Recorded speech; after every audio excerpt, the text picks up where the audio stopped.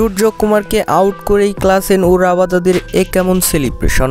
শুরুতেই 3 উইকেট হারিয়ে মহাবিপদে রয়েছে ইন্ডিয়া। আজ টি-20 বিশ্বকাপে এবারের আসরে ফাইনাল ম্যাচে মুখোমুখি হয়েছে দক্ষিণ আফ্রিকা ও ভারত, যেখানে আগে টসে জিতে ব্যাটিংয়ের সিদ্ধান্ত নেয় ভারতীয় অধিনায়ক রোহিত শর্মা। টস জিতে ব্যাট করতে নেমে দারুণ শুরুও করে তারা। প্রথম ওভারে 15 রান তোলে বিরাট কোহলি। এরপর দ্বিতীয় ওভারেও মহারাজকে 2টা বাউন্ডারি মারার পরের বলেই আউট হয়ে যান রোহিত শর্মা। রোহিত মাত্র 9 রানে আউট হওয়ার পর ক্রিজে আসা ঋষভ পান্ত 2 রানের বেশি টিকতে পারেনি। একই ওভারে ভুল শটে ডাক মারেন পান্ত। এরপর ব্যাটিংয়ে নামেন সূর্যকুমার যাদব।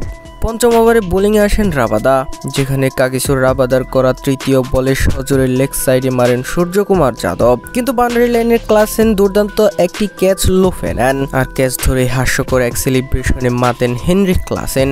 এদিকে উইকেট পেয়ে রীতিমতো যেন বিশ্বজয় কেড়ে ফেলল রাবাদা। ফলে তাদের এমন অ্যাগ্রেশন আর হাস্যকর সেলিব্রেশন সবার কাছেই ভালো লেগেছে। 4 বলে 3 রান করেন সূর্যকুমার যাদব। তো দর্শক, তাদের এই হাস্যকর এবং অ্যাগ্রেশন সেলিব্রেশন আপনার কাছে কেমন লেগেছে জানিয়ে দিন ভিডিওর কমেন্টে।